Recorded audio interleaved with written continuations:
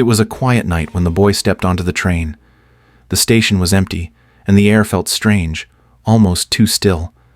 As he found a seat, he looked out the window. The train was moving fast, but all he could see was darkness. No stations, no city lights, just endless blackness. A deep voice echoed through the train. "Once you get on, you can never get off." The boy's heart pounded. What did that mean? Looking around, he noticed something odd. The passengers sat completely still. Some had their heads down, others stared into space. No one was talking. He leaned toward an old man sitting nearby. "Excuse me, sir, do you know when this train stops?" The man didn't respond. He didn't even blink. The boy tried again, this time asking a woman with a small child.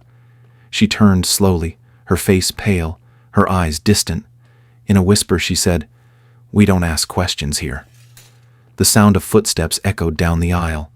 A tall conductor in an old uniform walked toward him, holding a metal puncher in one hand. His eyes were dark and serious. "Ticket," the conductor said. The boy quickly pulled out his ticket and handed it over. The conductor examined it, then looked at the boy. "You shouldn't be here," he muttered. The boy swallowed hard. "When does the train stop?" The conductor's face stayed blank. Then he said something that made the boy's blood run cold. "This train doesn't stop for the living." The word sent a chill down his spine. "What does that mean?" The boy looked around again, this time noticing things he hadn't before.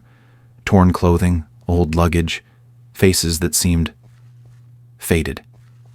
Suddenly, he couldn't remember how he got on this train. What was he doing before this? He tried to think. He remembered walking at night, crossing the street. Then, he gasped. There were headlights, a loud horn, a crash. Was I in an accident? The whispers of the passengers grew louder. Some never realized they're already gone. The train rushed toward a dark tunnel, but just before entering, a door of light appeared at the end of the aisle. It was small, barely open. A girl sitting across from him suddenly grabbed his wrist. She was the only one who truly looked alive.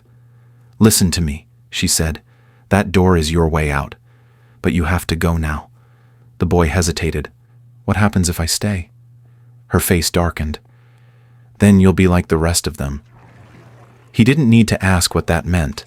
The boy jumped up and ran toward the glowing door, but before he could reach it, the conductor stepped in front of him.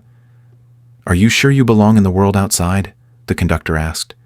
His voice was calm, but his eyes held something unreadable. The train started shaking. The tunnel was getting closer. If he didn't leave now... Taking a deep breath, the boy made his choice. He ran straight through the light. Everything went white. Then, slowly, he heard voices. A steady beep.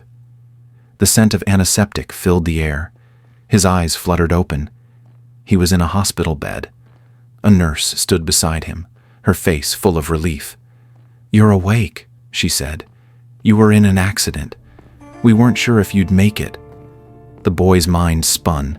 The train, the passengers, the conductor. Was it real? Then, he noticed something on his bedside table.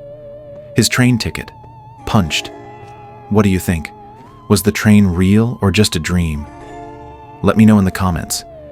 And if you enjoyed this story, don't forget to like, subscribe, and hit the bell for more mysterious tales. Thanks for watching.